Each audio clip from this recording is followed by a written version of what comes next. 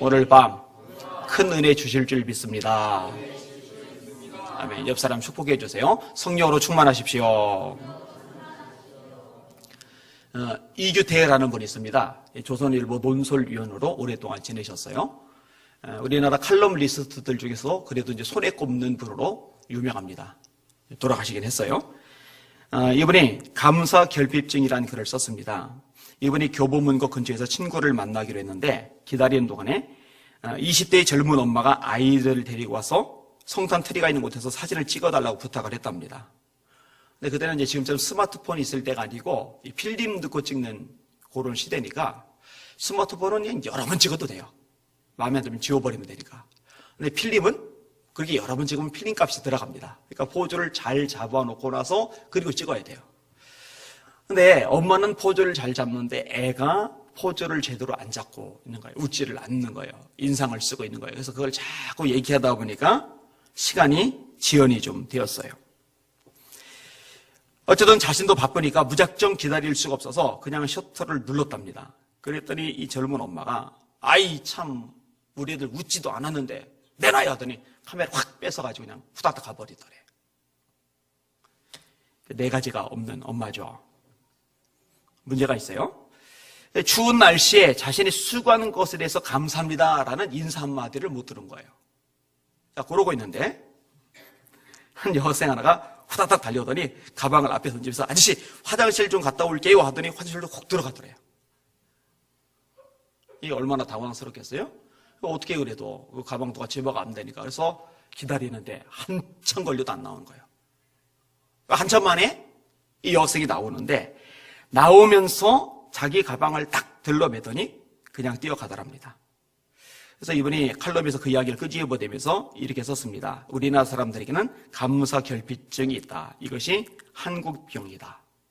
그러면서 감사가 늘 뒤따르는 기독교 문화권이 부럽다. 이 칼럼에 쓴 내용입니다.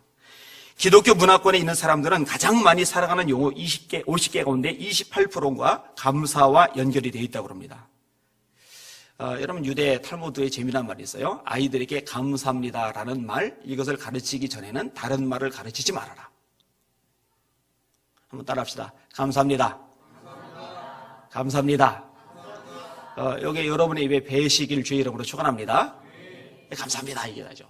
누가 밥 한 그릇만 사줘도 물 한 잔만 떠줘도 커피 한 잔만 뽑아줘도 감사합니다.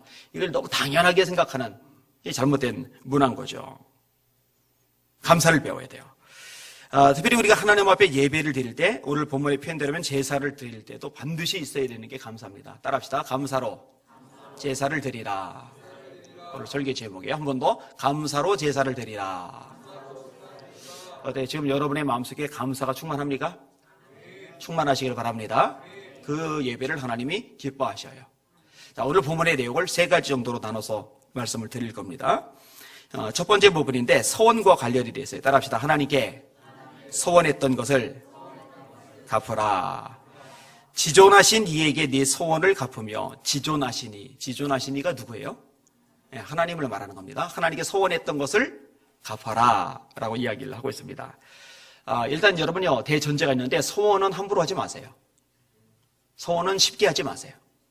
서원을 쉽게 했다가 낭패를 본 인물이 입다라는 사사입니다. 전쟁터에 나가면서 하나님, 만약에 제가 전쟁터에 나와서 싸울 때 하나님이 승리를 주시면은 제일 처음 저를 맞으러 나온 그를 하나님께 번제로 드리겠습니다. 이게 참 해서는 안 되는 말인 거예요. 전쟁을 치렀어요. 성령께서 임하셨어요. 승리를 거뒀어요. 그리고 이제 기세등등하게 집에 오는데 강아지가 마중을 나왔으면 얼마나 좋았겠어요. 그죠? 근데 무남 동료 딸이 아버지를 영접하러 나온 거예요. 여러분 이것 때문에 얼마나 가슴 아래를 하게 됩니까? 제가 가끔 이야기하던 게 있잖아요. 그 부모들이 자식들에 대해서 자식들의 동의를 얻기 전에 그냥 하나님께 소원을 해버리는 거예요. 그죠? 우리 애들을 하나님께 주의 종으로 바칩니다. 이게 참 곤란해요. 왜 곤란하냐? 주의 종으로 바칩니다라고 부모가 말했지만 그 자식들이 정작 하나님께 부르심을 받지 못했다면, 다시 말해 소명이 없다면은 어차피 그 의미가 없어요. 그게요. 소명이 있어야 주의 종이 되는 거예요. 부르심이 있어야 주의 종이 되는 거예요. 그냥 하나님의 부르심이 없는데 내가 그냥 하겠다. 그거 아닌 거거든요. 근데 이제 부모들이 그렇게 해버린 거예요.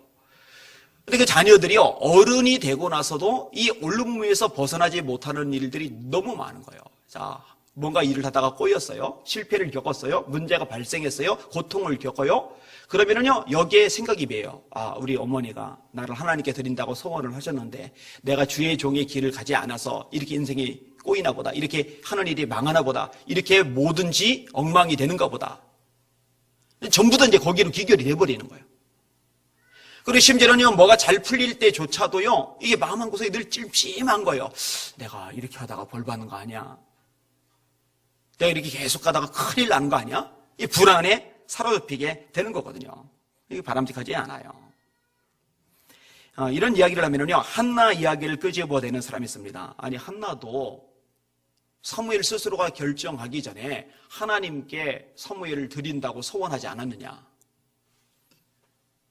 여러분, 한나는요, 태어나기 전에 태어나게 해주시면 이렇게 하겠다고 기도를 드렸죠. 그리고 어릴 때부터 하나님께 드렸죠. 그런데 여러분, 한나가 사무엘을 그렇게 드린 케이스 말고 그런 케이스가 또 있어요? 여러분, 구약의 그 어마어마하게 긴 역사 속에서도 딱 한 번 등장하는 겁니다. 그런데 그 딱 한 번 등장하는, 구약의 그 긴 역사에서 딱 한 번 등장하는 그 케이스가 내 케이스랑 똑같다고 어떻게 장담을 해요? 그런 말이 되지를 않는 거죠. 그러니까 소원을 조심할 필요가 있어요. 그러면 소원을 하지 말아야 되느냐? 그렇지 않습니다. 소원이 굉장히 유용합니다. 하나님이 이 소원 기도를 또 기뻐하세요. 이 소원 기도만이 가지고 있는 능력이라는 게 있어요. 대신에 소원 기도했을 때는 그 소원을 반드시 지켜야만 합니다. 여러분, 소원하셨다면 지키실 수 있기를 주님의 이름으로 축원합니다. 자, 야곱이 형이 죽이려고 그러니까 형을 피해서 도망을 갑니다. 베델 광야에서 돌베개 베고 자요. 이불이 없어요. 그냥 찬바람 덮고 자는 거예요. 깔개도 없어요. 그냥 맨 땅에서 한기 느끼면서 자는 거예요. 자는 중에 꿈을 꿉니다. 그 꿈 속에서 하나님을 봅니다. 사다리가 땅에서 하늘 끝까지 닿았는데 천사들이 오르락 내리락 하면서 그렇게 왔다 갔다 하는 거예요. 그리고 하나님의 음성이 들리는 겁니다. 이렇게 하나님이 말씀을 하십니다. 나는 여호와니 너의 조부 아브라함의 하나님이요 이삭의 하나님이라. 너 누운 땅을 내가 너와 네 자손에게 주리니 네 자손이 땅의 티끌같이 되어서 동서남북에 편만할지며 땅의 모든 족속이 너와 네 자손을 인하여 복을 얻으리라. 내가 너와 함께 있어 내가 어디로 가든지 너를 지키며 너를 이끌어 이 땅으로 돌아오게 할지라. 내가 네게 허락한 것을 다 이루기까지는 너를 떠나지 아니하리라. 깜짝 놀란 야곱이 일어나서 베고 자던 돌베개를 세우고 휴대용 기름을 그 베개에 부으면서, 돌에 부으면서 하나님께 예배를 드립니다. 그러니까 야곱이 하나님을 만나고 나서 자원에서 첫 번째 드리는 예배가 거기 등장을 하는 거예요. 그러면서 그때 하나님 앞에 세 가지 소원을 하는데, 하나님, 제가 무사하게 이 아버지의 집으로 돌아오게만 해주신다면은, 첫째로 하나님이 저희 하나님이 되실 것이고, 둘째로 제가 소득의 11조를 드릴 것이고, 셋째로 제가 이곳에 주님을 위해서 성소를 세우겠습니다. 하나님이요, 그 소원기도를 들으셨어요. 축복을 하십니다. 창세기 30장 43절, 이에 그 사람이 심히 풍부하여 양떼와 노비와 약떼와 나귀가 많았더라. 심히 풍부했다. 사실 옛날이나 지금이나 사람이라면, 땅에 발을 디디고 사는 사람이라면 누구나 원하는 삶이죠. 풍부한 삶. 근데 하나님이 야곱을 풍부하게 하신 거예요. 사실은 야곱은요, 라반 밑에서 일을 하는데, 라반이 돈에 아주 눈이 먼 인간인지나 품값을 10번이나 바꿨거든요. 안 주려고, 최대한 덜 주려고. 그러면 야곱은 일은 일대로 하고 빈털터리로 맨손으로 나가야 되는 그런 비참한 상황이 될 수밖에 없는데, 하나님이 야곱을 물질적인 면에서도 복 주시려고 작정을 하시니까, 라반이 품값을 바꿔서 점 있는 게 앞으로 네 양이다 그러면은 좋은 양은 점 있는 양만 태어나는 거고, 얼룩진 것이 앞으로 네 양이다 그러면은 좋은 양은 얼룩진 놈만 태어나는 거고, 앞으로 흰 양이 네 거다 그러면은 좋은 양은 흰 양만 태어나는 거고. 그러니까요, 라반이 어떻게 해볼 도리가 없는 거예요. 하나님이 역사하시니까 야곱이 풍성해졌어요. 결국 이것 때문에 라반이 눈밖에 나고 라반을 피해서 도망을 갑니다. 그리고 도망가는 와중에 형이 또 20년 전에 그 원한을 잊지 않은 채 400명을 거느리고 온다는 거예요. 이것 때문에 야곱이 또 하나님께 기도하며 씨름하는 장면이 성경에 등장을 합니다. 결국 하나님이 그 야곱의 기도도 들으시고 무사하게 돌아오게 하세요. 자, 하나님이 무사하게 돌아오게 해주시면, 이게 조건이에요. 소원 기도할 때는 보통 조건을 걸거든요. 하나님, 제가 이번에 어떤 일을 하는데 이게 잘 되게 해주시면, 이게 조건이잖아요. 하나님, 이번에 우리 자녀들 중요한 시험을 앞에 두고 있는데 이게 잘 되게 해주시면, 이게 조건이잖아요. 그 다음에 어떻게 하겠습니다. 그게 이제 소원이에요.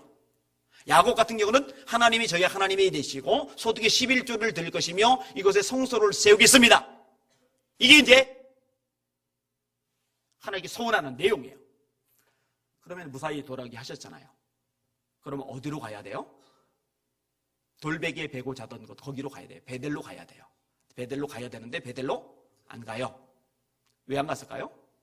잊어버린 거예요.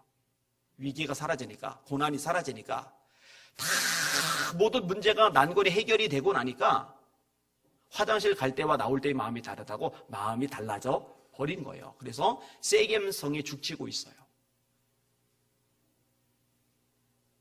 그때 고난을 당합니다. 문제를 겪어요. 딸 디나가 세겜 추장의 아들에게 안 좋은 일을 겪고, 두 아들인 시몬과 레위가 살인을 저지르게 되고, 그 주변에 있는 가나안 사람들이 이를 갈면서 야곱의 집안 그냥 두지 않겠다고 벼르는, 그러니까 집안 자체가 완전히 멸종당할 커다란 위기 속에 빠집니다. 왜? 소원을 안 지켜서. 여러분, 소원한 건 잘 지키셔야 됩니다. 약속은 반드시 지키셔야 됩니다. 하나님이 그때 나타나셔요. 이렇게 말씀하십니다. 하나님이 야곱에게 이르시되 일어나 베델로 올라가서 거기 거하며 네가 네 형 에서의 낯을 피하여 도망가던 데에 네게 나타났던 하나님께 거기서 단을 쌓으라 하신지라. 자, 어디로 올라가라는 거예요? 베델로. 그 베델은 어디예요? 소원했던 곳. 베델로 가야 돼요. 왜냐면 그렇게 가기로 하나님께 소원을 했으니까. 여러분은 어떤 소원을 하나님 앞에 드렸습니까?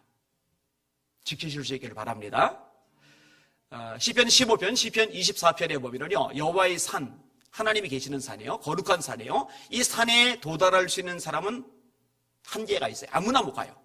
근데 이 산에 들어갈 수 있는 사람의 특징이 쭉 열거가 되는데 주로 거룩한 사람하고 다 연결이 돼요. 손이 깨끗하며 이런 표현들이 나와요.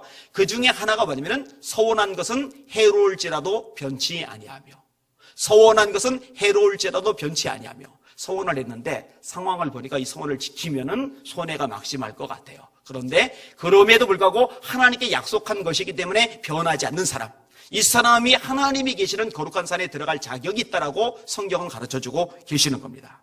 서원 잘 하실 수 있기를 주님의 이름으로 축원합니다. 따라합시다. 서원한 것은 지키라. 자, 두 번째 법문입니다. 따라합시다. 환난 날에 하나님을 부르라. 15절 같이 읽어볼게요. 시작. 환난 날에 나를 부르라. 내가 너를 건지리니 내가 나를 영화롭게 하리로다. 인생 살다 보면요, 환난 당할 날이 있습니다. 있어요, 없어요? 환난을 나는 평생 살아가면서 한 번도 겪어본 적이 없다 하시는 분 한번 손 들어보세요. 나는 환난을 한 번도 겪어본 적이 없다.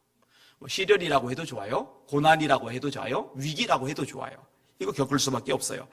여러분, 성경에서요, 하나님이 사랑하셨던 사람들도요, 환난을 많이 겪습니다. 여러분, 다니엘은 어떤 환난을 겪었어요? 조국이 망하는 환난을 겪었잖아요. 우리 대한민국이 일본에 의해서 주권을 잃어버렸을 때 그 환난입니다. 이런 국가적인 환난은 그 국가에 속한 국민들 다 겪을 수밖에 없어요. 이런 바벨론에 의해서 유대가 완전히 멸망당했잖아요. BC 586년 느부갓네살 왕에 의해서 시드기야 왕 때. 이때 다니엘은요, 끌려가는 포로 인생이 됩니다. 환난입니다. 그리고 느부갓네살의 눈에 들어서 고위직 신하가 된 다음에도 환난을 겪습니다. 무슨 환난입니까? 기도하는 걸 포기하지 않다가 사자굴에 들어가는 환난. 우리는 가끔 그런 생각을 할 때가 있어요. 차라리 환난을 안 겪었으면 좋을 텐데. 하나님 전능하시다면, 우리 하나님 정말 나를 사랑하시다면 애초에 이런 힘겨운 일은 안 겪도록 막아주시면 좋지 않을까. 근데 여러분, 그거는 아니에요. 기도 중에도요, 주님이 이렇게 기도하라 말씀하잖아요. 시험에 들게 하지 마옵시고 시험이 없게 해주십시오. 이렇게 기도하라고 예수님이 가르치지 않으시고, 시험은 있기 마련이지만 그 시험에 들지 않게 해주시옵소서, 그렇게 기도하라고 주님이 가르쳐 주신 거예요. 여러분, 이 세상에 발을 디디고 사는 한 해는요, 환난이나 어려움이나 시련이 없을 수가 없어요. 이건 대전제로 까셔야 돼요. 다니엘이 그런 시련을 겪어요. 여러분, 다니엘의 세 친구인 하나냐, 미사일, 아사랴, 이들이 겪었던 환난은 뭐예요? 이 풀무불 속에 들어가는 거. 우상에게 절하지 않은 이유 하나 때문에 죽을 뻔하잖아요. 이거 환난입니다. 여러분, 다윗은 어떤 환난을 겪어요? 아둘람 동굴 속에서 사는 거, 블레셋에서 망명 가서 사는 거, 부하들이 돌들고 쳐 죽이려고 했던 거, 겨우 빌부터 살면서 기반을 잡았던 시글락성이 불타고 재산이 날아가고 처자식들이 아말렉 족속에 의해서 다 끌려가서 노예로 팔려갈 만한 상황이 된 거. 여러분, 이런 걸 따지면요, 다윗만큼 환난을 많이 겪은 사람 없어요. 그것도 너무 길게, 너무 극심하게, 정말 심해요. 사도행전 13장 말씀은 도대체 말이 안 되는 것 같아요. 이새의 아들 다윗을 보니 내 마음에 합한 사람이라. 아니, 하나님 너무하시지. 그렇게 마음에 드는 사람이라면 왜 그렇게 마음에 드는 사람 좋은 일만 생기게 하시지, 형통한 일만 생기게 하시지, 인생 좀 잘 풀리게 해주시지, 사람들에게 대접받게 해주시고 좀 평탄하게 살게 해주시지, 그렇게 마음에 든다면서 왜 그렇게 인생을 꼬이게 만드시는지, 하나님 너무하신 거 아니야? 이런 생각이 들 만큼 다윗의 삶은요, 환난투성이었어요. 모세도 환난을 겪었어요. 바울도 마찬가지요. 피투성이 되도록 매를 맞은 적이 한두 번이 아니에요. 40에 하나 감한 매, 그러니까 39대씩 맞는 매를 5번 맞았어요. 한 번만 맞아도 그게 불구가 되고, 한 번만 맞아도 그 매 맞다가 죽고 넘어가는 그 무시무시한 매를 5번 맞았어요. 3번 태장으로 맞았어요. 일주일 동안 기품에서 바다에서 뗏목 잡고 겨우 목숨 건지면서. 여러분, 서늘한 바람 불 때요, 얼마나 춥습니까? 그죠? 물속에 몸이 잠겨진 상태로 있어 보세요. 한여름에 날이 더울 때도요, 동해안 같은 데 가서 해수욕 오래 하잖아요. 그럼 몸이 추워서 오돌오돌 떱니다. 수영 계속 못합니다. 수영하다가 나와서 햇볕에 몸을 말리고 데피고 그리고 다시 들어가야지 골치 아파요. 그런데 이런 여름철 해수욕 차원 아니라 물속에서 일주일 동안, 그러니까 이 몸이 저체온증으로 완전히 망가지거나 생명이 끝나지 않은 게 은혜예요. 바울이 일주일 동안 그렇게 물속에 떠다녔어요. 아니, 그렇게 하나님이 사랑하는 인물이라면, 그렇게 귀하게 쓰시는 하나님의 종이라면 좀 좋은 일만 생기게 하시지, 이게 왜예요? 이럴 수 있다는 거죠. 여러분들은 어떤 환난을 겪어보셨습니까? 병, 그죠? 사고, 이 경제적인 빚, 인간관계의 깨짐, 꿈의 좌절, 저마다 다 있을 거예요. 놀랍게도요, 성경은 환난이든 고난이든 이런 부분들에 대해서 부정적으로 말씀하고 있지 않다는 겁니다. 다만 이뿐 아니라 환난 중에도 우리가 즐거워하나니. 따라합시다. 환난 중에도 즐거워하나니. 환난 중에는 울어야 돼요. 환난 중에는 짜증을 내야 돼요. 환난 중에는 원망 불평이 나와야 돼요. 환난 중에는 절망 좌절이 인생을 엄습해야 돼요. 이게 이제 세상 사람들이 가지는 상식이에요. 그런데 하나님의 말씀은 거꾸로 말합니다. 다만 이뿐 아니라 환난 중에도 우리가 즐거워하나니. 이유가 뭐예요? 환난은 인내를, 인내는 연단을, 연단은 소망을 이루는 줄 알미리라. 할렐루야. 고난 당하기 전에는 내가 그릇 행하더니 이제는 주의 계명을 지키나이다. 고난 당한 것이 내게 유익이라. 이로 인하여 내가 주의 율례를 배우게 되었나이다. 하나님의 말씀을 몰랐어요. 이 말씀을 아는 것 같았지만 껍데기였어요. 깊이 체험하지 못했어요. 그런데 환난을 깊이 당하면서 고난 속에 깊이 떨어지면서 이 와중에서 하나님의 말씀을 더 깊이 이해하게 되었다는 고백을 하는 거예요. 야고보서 1장은 제가 정말 좋아하는 말씀, 역동적인 말씀. 내 형제들아, 너희가 여러 가지 시험을 만나거든 온전히 기쁘게 여기라. 이는 너희 믿음의 시련이 인내를 만들어내는 줄 너희가 알미라. 인내를 온전히 이루라. 이는 너희를 온전하고 구비하여 조금도 부족함이 없게 하려 함이라. 사랑하는 여러분, 환난 당할 때 내가 운이 나빠서 재수가 없어서 하나님의 사랑을 못 받아서 내 인생이 꼬여서 받는다고 생각하지 마시고, 하나님이 나를 다듬어 가시는구나, 나를 변화시켜 가시는구나, 내게 복 주시려고 찬스를 주시는구나, 이렇게 생각하시고 기뻐하실 수 있기를 주님의 이름으로 축원합니다. 여러분, 상류의 모난 돌이 그냥 들어진 채 쑥 해서 하루로 옮겨지면 모난 모습 그대로잖아요. 그런데 물살 따라 흘러내리면서 이돌 저돌하고 부딪히면서 이 부딪힘의 과정을 통해서 매끈매끈하고 이쁜 돌로 다듬어진단 말이에요. 쑥 날아서 오면은 편하겠지만 모난 거 그대로 가지는데 힘겹게 오는 과정들 속에서 아름답게 변화가 된단 말이에요. 이게 하나님이 원하시는 모습이에요. 근데 이제 중요한 게 뭐냐면요, 이겨야죠, 환난을.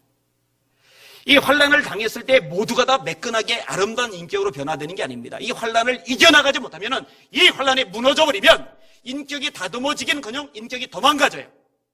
그래서요, 이 고난을 지나면서 환난을 통과하면서요, 오히려 성격이 괴팍해지는 사람도 있어요. 이대니까요. 진짜 성격 파탄자가 되는 사람이 있어요. 환난 속에서. 근데 그렇게 되지 않고 뚫고 나갈 수 있으려면요, 반드시 한 가지가 있어야 됩니다. 따라합시다. 기도하자. 그래서 성경은 말씀하나요? 너희 중에 고난 당하는 자가 있느냐? 저는 기도할 것이요. 오늘 본문에 환난 날에 나를 부르라. 하나님을 부르실 수 있기를 주님의 이름으로 축원합니다. 성경에는요, 그런 이야기들이 굉장히 많아요. 한 번은 남쪽 유다, 북쪽 이스라엘로 쪼개진 상황에서 남쪽 유다는 2개 지파밖에 안 되니까 얼마나 작아요? 얼마나 땅도 적고 인구도 적어요. 그런데 이 적은 땅덩어리에 세 나라가 연합해서 서들어온 거예요. 모압이라는 나라가, 암몬이라는 나라가, 그 다음에 세일이라는 나라, 마온이라고도 돼 있고. 여러분 지금 남한이 북한보다 잘 살아요. 뭐 영토도 뭐 거의 비슷하잖아요. 북한이 약간 큰가요? 물론 광물은 북한이 많지만. 근데 북이스라엘과 남쪽 유다는요, 북쪽이 10지파, 남쪽이 2지파니까 이게 절반 정도로 쪼개진 게 아니에요. 지금 인구도 남한이 더 많아요. 남한 5천만, 북한 한 2천만 정도 되잖아요. 우리 남한이 2배 반 정도가 더 많아요. 근데 인구도 남쪽 유다가 훨씬 적어요. 이 적은 땅덩어리 유다의 세 나라, 강력한 세 나라가 쳐들어왔으니 얼마나 위기입니까? 이건 환란이죠. 대환란이죠. 여호사밧이요, 참 지혜로운 왕입니다. 이렇게 대환란을 당할 때는요, 인간적인 수단, 방법, 노력, 발버둥으로 뚫고 나갈 수 없다는 걸 알아요. 그러니까 하나님께만 매달린 겁니다. 자신도 매달려 기도하며 금식하고, 백성들도 매달려 기도하며 금식하게 만들고, 심지어는 여자들과 어린 아이들까지 모인 상태로 매달려 기도하게 만듭니다. 상식적으로 생각하면은 여자들, 애들은 빨리 피신을 시켜야 되고, 남자들은 칼창 빨리 준비를 시켜야 되고, 그리고 발 빠른 사람, 아니면 말 같은 거 잘 타는 사람 빨리 보내서 옆에 나라에 원조를 요청해야 되고, 이래야 되는데, 이런 것도 어느 정도 혼란일 때 얘기지, 이거는 방법이 없는 거예요. 어차피 다 죽기 마련이에요. 그러니까 애들도 모아놓고, 여자도 모아놓고, 군인들도 무기 준비 문제 아니에요. 모아놓고 무조건 기도하는 거예요. 하나님 앞에 얼마나 열심히 기도했는지 몰라요. 여호사밧이 두려워하여 여호와께로 낯을 향하여 간구하고 온 유다 백성이 금식하라 공고하매 유다 사람이 여호와께 도움을 구하려 하여 유다 모든 성읍에서 모여와서 여호와께 간구하더라. 할렐루야. 또한 그들 금식하고 싸우려면 잘 먹어야죠. 그래야 칼을 들고 총 들고 체력이 있어서 끝까지 싸우는데 금식까지 하면은 이건 죽겠다는 거죠.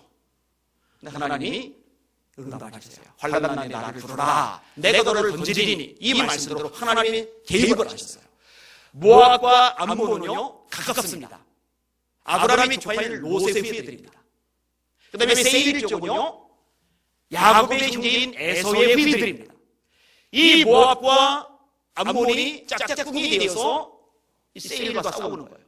그러니까 세일이 두 나라 싸우려니 게임이 안 돼요. 그냥 망해버렸어요. 이 세 나라가 유다가 공격해서 유다가 망했을 텐데, 그래서 이 두 나라가 같이 쳐들어와놓고는 이 두 나라가 같이 쳐들어오는 또 다른 한 나라를 쳐가지고 박살을 내버린 거예요. 그러면 이 두 나라가 쳐들어와서 유대를 공격하면 큰일 날 텐데, 이 둘 사이에도 내분이 벌어져가지고 자기들끼리 막 싸우는 거예요. 유대 사람들 가만히 구경하는데 자기들끼리 싸우다가 자기들끼리 다 죽어버린 거예요.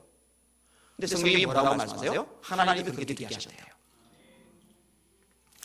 여러분, 하나님이 작자하시면 저와 여러분을 괴롭히는 문제, 그거 해결 하나님이 못하시겠습니까? 그거 제거 못하시겠습니까? 그 처리 하나 못하시겠습니까? 하나님 전능하시다는 거 믿으시죠? 하나님 능력 한이 없으시다는 거 믿으시죠? 여호사밧 정말 잘한 거죠? 환난 날에 하나님을 부르는 것. 여러분, 환난 당하면요, 하여튼 끈질기게 매달리고 기도하는 여러분들 되시기를 주님의 이름으로 축원합니다. 그러니까 하나님이 원하시는 거예요. 삼손이 힘이 세요. 하나님이 특별하게 육체적인 힘을 불어넣으셨어요. 낙엽 하나만 들어도 블레셋의 군대가 쩔쩔매는 거예요. 이길 수가 없는 거예요. 한 개인이 군대의 짐을 감당하는 거예요. 근데 승리는 거둬놓고 나서 목이 마른 거예요. 여러분, 아무리 천한 장사라도요, 안 먹으면 기운 못 쓰죠. 목이 마르면 쓰러집니다. 진짜 죽게 생겼어요. 이때 삼손이 어떻게 합니까? 하나님에게 부르짖어요. 하나님이 어떻게 하세요? 환난 날이 부르라, 그럼 건진다 말씀하신 대로 우묵한 것을 터뜨리세요. 우묵한 것을 터뜨리니까 거기서 물이 솟아나오는 거예요. 그래서 그 물 마시고 삼손이 환난에서 벗어납니다. 그래서 그 곳 이름을 에나고레라고 이름을 붙여요. 뜻이 뭐냐? 부르짖은 자의 샘물. 에나고레, 부르짖은 자의 샘물. 지명만 가지고 공부를 해도 좀 재미가 있을 것 같아요. 뭐 이런 식의 얘기를 얼마든지 할 수가 있어요. 여러분 개인적으로 환난을 만날 때 기도하시는 우리 성도들 되시길 주님의 이름으로 축원합니다. 원망해봐야 영향 없어요. 불평해봐야 크게 도움이 되지를 않아요. 사람도 쫓아다녀도 어차피 한계가 있습니다. 사람을 의지하면 올무에 걸려요. 도움이 없는 인생을 의지하지 말고 방백들을 의지하지 말라고 시편 146편에 우리에게 말씀해주고 계셔요. 하나님만으로 여러분의 소망을 삼으시길 주님의 이름으로 축원합니다. 오래전 영국에서는요, 국가의 허락을 받지 않고 설교하면 벌을 받았어요. 신앙적인 제한이죠.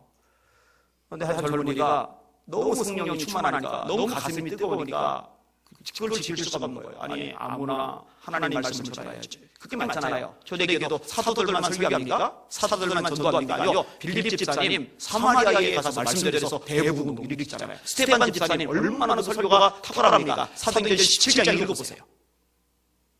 구약 성경을 줄줄 빼고 있잖아요. 초대교회 저력이에요. 집사님인데 요즘에 웬만한 목사님들만큼 성격에 있어서 바삭한 거예요. 영적인 권세가 있는 거예요. 기도의 능력이 있는 거예요. 우리 집사님 목사님들 되게 바랍니다. 얼마나 멋있어요? 근데 이 젊은이가 설교한다고 국가의 법을 어겼다고 감옥에 집어넣는 거예요. 자그마 12년. 앞으로 보는 아내가 거짓증 구걸하다가 죽었어요. 이 소식을 들었어요. 가슴이 아파요. 3명의 자녀들이 있는데 졸지에 거짓 신세가 돼서 구걸하며 살아갑니다. 너무 가슴이 아파요. 환난을 당했어요. 이 비참한 상황 속에서 하나님 원망 안 합니다. 짜증 안 냅니다. 절망하지 않습니다. 포기하지 않습니다. 하나님께 계속적으로 기도를 해요. 포기하지 않고 기도를 해요. 이렇게 기도를 하는 중에 성령께서 마음에 감동을 하세요. 너 감옥에서 할 수 있는 게 아무것도 없지. 사람 만날 수도 없고 나가서 설교할 수도 없고. 그런데 그 감옥 안에서 글을 좀 한번 써봐라. 그래서 열심히 감옥 안에서 글을 쓰기 시작해요. 이게 책으로 출간이 됩니다. 성경 다음으로 많이 팔린 책이라고 알려진 책이에요. 그 책이 뭔지 아세요? 철로 역정. 존 번연의 책입니다. 여러분, 그 환난을 당할 때 기도하지 않았다면 자기 인생이 망가졌을 거예요. 원망만 끌었을 거예요. 철로 역정 같은 위대한 작품이 나오지 않았을 거예요. 환난 당할 때 기도하시는 여러분 되시기를 주님의 이름으로 축원합니다. 더 나아가서 국가적으로 위기가 직면됐을 때 기도해야 돼요. 제가 볼 때 지금 대한민국은 정말 기도해야 됩니다. 전방위적으로 지금 막 한국 교회를 숨기려고 밀려들어요. 이슬람이 한국 교회를 타겟으로 삼잖아요. 동성애 법안 통과하려고 하고 있잖아요. 잘못된 세력들이 얼마나 난리 벌어질 칩니까? 기도합시다. 기도의 능력으로 승리를 경험하는 저 여러분들 되시기를 주님의 이름으로 축원합니다. 자, 첫 번째 법은 따라합시다. 서원하는 것은 지키라. 자, 두 번째 법은 따라합시다. 환난 날에 하나님을 부르라. 자, 세 번째 법은 오늘 보면 따라합시다. 감사로 예배드려라. 감사로 하나님께 제사를 드리며 하나님을 만나면 예배자가 됩니다. 다시요. 하나님을 만나면 예배자가 됩니다. 야곱이 베델 광야에서 하나님을 만나니까 하나님을 만나자마자 한 게 뭐예요? 예배였어요. 예배. 아브라함도 마찬가지죠. 다시 말합니다. 하나님을 사랑하면 예배자가 됩니다. 하나님을 사랑하면 예배자가 됩니다. 하나님을 만나면 예배자가 되고 하나님을 사랑하면 예배자가 됩니다. 우리 성도들 다 예배자가 되실 수 있기를 주님의 이름으로 축원합니다. 지난주 금요일 밤에 제가 이 예배와 관련해서 설교를 드렸어요. 말라기의 말씀을 가지고 하나님께서 성전 문을 닫을 자가 있으면 좋겠다. 제사장들 보고 하는 소리, 제사장들 보고. 성전 문을 닫을 자가 있으면 좋겠다. 너희들이 나한테 하는 거 그거 너희 총독에게 해봐라. 총독이 기법 받겠느냐? 안 받는다. 누가 성전문을 걸어서 잠궈서 더 이상 내게 예배드리는 거 이거 좀 살았으면 좋겠다. 왜냐면은 예배라고 다 하나님이 받으시는 게 아니거든요. 하나님이 받으시는 예배는 따로 있거든요. 그런데 그 당시에 제사장들이 드리는 예배는 하나님이 받으실 만한 예배가 아니었거든요. 그런 예배, 받지도 않는 예배 자꾸 드리니까 하나님이 차라리 문을 걸어 잠그면 좋겠다라고 말씀하시는 거예요. 여러분, 제가 굉장히 많이 강조하는 부분입니다. 예배는 여러분들에게 감동이 되느냐 안 되느냐 그게 본질이 아니에요. 착각하지 마세요. 아, 내가 은혜 받아서 이번 예배, 할렐루야, 그거 본질 아닙니다. 아셨어요? 내가 은혜 받느냐, 내가 감동되느냐, 내가 뭔가 얻은 게 있느냐가 문제가 아니라 내가 드린 이 예배를 하나님이 받으셨느냐 받지 않으셨느냐 이게 본질이에요. 인간적으로 막 감정이 막 격앙이 된 거예요. 막 악기 동원해가지고 막 산성으로 그러면서 막 눈물 흘리고 막 가슴을 울컥할 만큼 막 명설교를 듣고 그래도 여러분 하나님 그 예배 안 받을 수 있어요. 진짜로요. 그러니까 성경에서 말씀하고 있는 하나님이 예배를 받으시는 원리들이 있어요. 그래서 말씀이 필요한 거예요. 예수님이 이렇게 말씀하십니다. 신령과 진정으로 예배하는 자를 받으신다. 찾으신다. 신령과 진정으로. 그래서 신령은 성령입니다. 진정은 말씀입니다. 그러니까 성령과 말씀으로 예배하는 자를 찾으시는 겁니다. 말씀대로 예배해야 됩니다. 성령 안에서 예배를 드려야 됩니다. 이게 아니면요 하나님 그 예배 안 받으셔요. 하나님은 영신이 예배하는 자가 신령과 진정으로 예배할 죄입니다. 아버지께서는 이렇게 자기에게 예배하는 자들을 찾으시느니라. 이렇게 자기에게 예배하는 자들, 이렇게 자기에게 예배하는 자들. 그럼 그렇게 아니고 다르게 예배하는 자들은 하나님이 안 찾으세요. 아셨어요? 이걸 굉장히 많이 강조해서 가르쳤는데요. 생각보다 이게 100% 스며들지 못했어요. 그래서요. 아직도 여전히 감정적으로 예배를 드리고 인간적으로 예배를 드려요. 그래서 찬송을 부르다가 찬송이 은혜가 안 된다. 그러면 내게 은혜가 되고 안 되고 문제가 아니고 하나님이 받으시느냐 안 받으시느냐가 중요하거든요. 근데 거기에 집중을 못해요. 그냥 기분에 따라서 예배를 드리다 안 드리다 이러기도 하고 이거는 정말 두려운 일이에요. 그거는 하나님을 무서워하지 않고 두려워하지 않는 거예요. 예배는 사람과 사람과의 관계가 아닙니다. 하나님 그분에게 드리는 거예요. 놓치지 마시길 바랍니다. 따라합시다. 신령과 진정으로 예배하자. 창세기 4장에 보면요 아벨도 예배를 드리고 가인도 예배를 드리는데 하나님이 아벨과 그 예배를 받으시고 가인과 그 예배는 받지 않으셔요. 그러면 가인이 말입니다. 왜 자기 예배를 받지 않으셨는지 탐구를 해서 회개하고 고쳐야 되잖아요. 근데 자기 잘못한 걸 고칠 생각을 하는 게 아니라 내가 드리는 예배는 안 받으신데 아벨은 받으셨어? 아벨을 미워하는 거예요. 아벨을 죽이는 거예요. 이런 천체 바보가 어디 있었어요? 자기를 돌아봐야 되는데, 자기를 돌아봐야 되는데. 근데 여러분, 그러면 도대체 아벨의 예배는 하나님이 왜 받으셨어요? 따라합시다. 믿음으로. 아벨은 가인보다 더 나은 제사를 하나님께 드렸다. 히브리서 11장의 말씀입니다. 따라합시다. 믿음으로 드리는 예배. 더 크게 믿음으로 드리는 예배. 여러분 당시에 믿음으로 예배 드리시길 바랍니다. 자, 그게 히브리서 11장 4절 말씀인데 그 다음 절의 말씀이 이렇게 이어집니다. 믿음이 없이는 기쁘시게 못하나니 하나님께 나아가는 자는 반드시 그가 계신 것과 또한 그가 자기를 찾는 자들에게 상 주시는 이심을 믿어야 할지니라. 여러분 지금 나왔잖아요. 하나님 앞에요. 지금 예배드리러 나왔어요. 근데 믿음이 있어야 하나님을 기쁘시게 하는데 두 가지를 믿어야 돼요. 반드시 믿어야 돼요. 반드시라고 써 있어요. 뭘 믿느냐? 여기 지금 하나님이 계시다는 거. 그거 믿고 예배 드리자면 그 예배 하나님 안 받으셔요. 그 예배 하나님 기뻐하지 않으세요. 질문. 여기 지금 하나님 계십니까? 그렇죠. 이게 명확해지면요, 사실 예배 시간에 주보 교정 못 본다니까요. 앞사람, 옆사람, 옷차림새, 가방 새로 샀네, 신상이네, 이거 볼 겨를 없다니까요. 하나님 지금 여기 계시는데, 그분께 집중하기도 지금 모자란데, 어떻게 딴 생각하고, 딴 데 쳐다보고, 엉뚱한 것 합니까? 하나님이 여기 계시는데, 어떻게 볼일 다 그냥 꾸물꾸물 늦게 막 들어옵니까? 직장 끝나자마자 막 서둘러 왔는데 그래도 늦었으면 이해가 되는데. 그러니까요, 기본적으로 그 부분이 결여되는 경우가 많아요. 또한 그가 자기를 찾는 자들에게 상 주시는 이심을 믿어야 되리라. 내가 이렇게 예배드리는데 하나님을 찾는데 이거 복이지, 이거 하나님이 상 주시는 거지, 이게 믿어지면은요 그 예배의 최우선으로 되게 돼 있어요. 생각해봐요. 하나님의 복이 예배에 달렸는데, 하나님의 기적이 하나님의 역사가 예배에 달렸는데, 그 예배에 우선 건죠. 왜냐면 그게 내가 사는 일이고 내가 복받는 일인데, 우리 가족이 사는 일이고 우리 가족이 하나님의 복의 가정이 되는 길인데, 깨달으시길 주님의 이름으로 축원합니다. 신령과 진정으로 예배를 드려야 돼요. 그리고 믿음으로 예배를 드려야 돼요. 믿음으로 아벨은 가인보다 더 나은 제사를 하나님께 드리므로 라고 성경은 말씀해주고 계시는 겁니다. 그리고 오늘 본문에 중요한 얘기가 또 하나가 나온 거죠. 그게 뭐였어요? 따라합시다. 감사로 예배드려야 한다.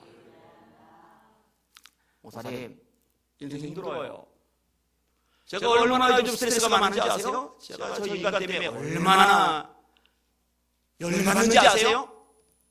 제가 지금 비 때문에요. 이 문제가 꼬여서요. 얼마나 지금 심란한지 아세요? 어떻게 제가 이 형편에서 감사가 나오겠습니까? 그럼 할 수 없어요. 평생 그렇게 살다가 그렇게 죽는 수밖에 없어요. 여러분, 이 악순환의 고리는요, 하나님의 말씀에 순종할 때 비로소 끊어집니다.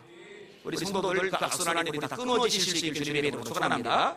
어쩔 수 없다 그러면 어쩔 수 없이 가는 거예요. 그런데 그래, 내가 어쩔 수 없는 상황이지만 말씀대로 순종해볼까, 말씀을 딱 잡으면요, 그게 능력이 돼서 하나님의 기적을 내 삶에 끌어올 수가 있게 되는 거예요.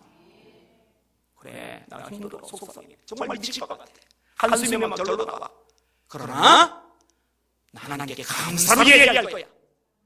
그래서 하나님의 정말 감사로 예배드리는 여러분이 되신다면 그게 여러분에게 큰 복이 될 줄 믿습니다. 시편 50편 23절, 감사로 제사 드리는 자가 나를 영화롭게 하나니. 누가 하나님을 영화롭게 한다고요? 감사로 제사 드리는 자, 한 구절 제가 더 읽어드릴게요. 시편 100편입니다. 감사함으로 그 문에 들어가며 찬송함으로 그 궁정에 들어가서 그에게 감사하며 그 이름을 송축할지어다. 이제부터 감사로 예배 드리실 분들 아멘. 잘 안 되더라도 의지로 결단하시고 하나님께 시도하시는 여러분 되시길 주님의 이름으로 축원합니다. 여러분, 하나님이 할 수 있는 능력도 힘도 주실 줄 믿습니다. 그렇게 경험을 하셔야 합니다. 그리고 이것이 이제 삶으로 이제 더 확산되어 나가는 거죠. 다니엘서 6장 10절 말씀 제가 읽을게요. 다니엘이 이 조서에 어인이 찍힌 것을 알고도 자기 집에 들어가서는 그 방에 예루살렘으로 향하여 열린 창에서 전에 하던 대로 하루에 3번씩 무릎을 꿇고 기도하며 그 하나님께 감사하였더라. 자, 뭘 알고? 어인이 찍힌 줄 알고. 알아요? 모르는 게 아니에요? 뭘 아는 거예요? 그러면 자기가 이제 사자굴에 떨어져서 사자에게 갈갈이 찢겨서 죽을 걸 알아요. 그 비참하게 죽을 걸 알아요. 이거를 알고 전해야 하던 대로, 그러니까 전에도 감사했던 거죠. 전해야 하던 대로 여전히 3번씩 하나님께 감사를 드려요. 이렇게 정격을 해볼게요. 이제 잠시 후면 부도가 나요. 이 부도가 날 것을 알면서 감사하는 거예요. 내가 좀 병원 가서 종합검사를 받는데 아마도 조만간에 암 진단 나올 것 같아요. 100%야 이거는. 암 진단 나올 줄 알면서도 감사하는 거예요. 우리 애가 시험 봤는데 미리 채점을 해봤더니 이거는 보나마나 떨어졌어요. 좀 있으면 떨어진 불합격 통지를 받을 거예요. 이걸 알면서도 감사하는 거예요. 이 잠시 후에는 여러 사람들이 나를 못 잡아먹어서 안 다니는 그 인간들이 내 것을 발견해서 상처 섞인 말 쑥 쏟아버릴 거고 손가락 찔러가고 도끼 두고 날 찌르볼 거예요. 그럴 줄 알면서도 감사하는 거예요.